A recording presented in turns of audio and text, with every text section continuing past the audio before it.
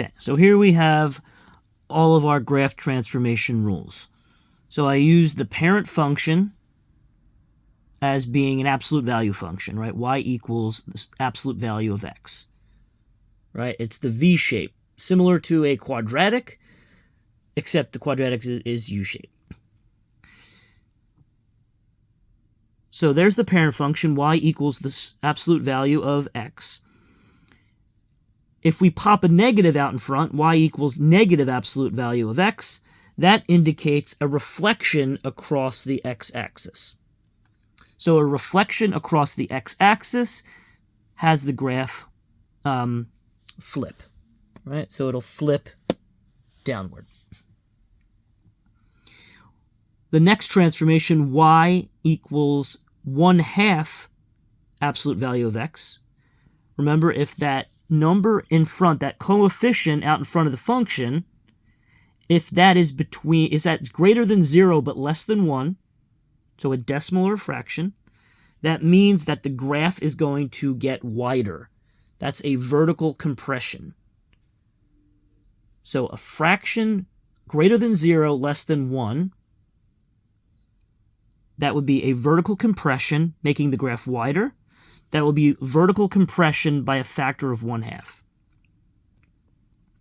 If the number in front is greater than 1, y equals 2 absolute value x, for example, that is a vertical stretch, which makes the graph narrower. Y equals 2 absolute value x, that means the graph had a vertical stretch by a factor of 2. The next one, y equals absolute value x minus 2, right? The x minus 2 is inside the absolute value sign, or inside the parentheses in other cases. If it's inside the absolute value sign or inside the parentheses, that means you're moving to the left or to the right. And this is the one that's a bit counterintuitive. If it's minus, then it's moving to the right.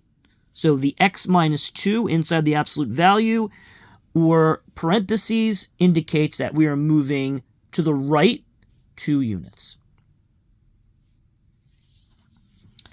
And now for the last one, y equals absolute value x minus 3. So we see now that we are outside of the parentheses, outside of the absolute value sign. So that tells us that we're moving up or down. And if it's negative, then it means we're moving down. So we're moving down 3 units.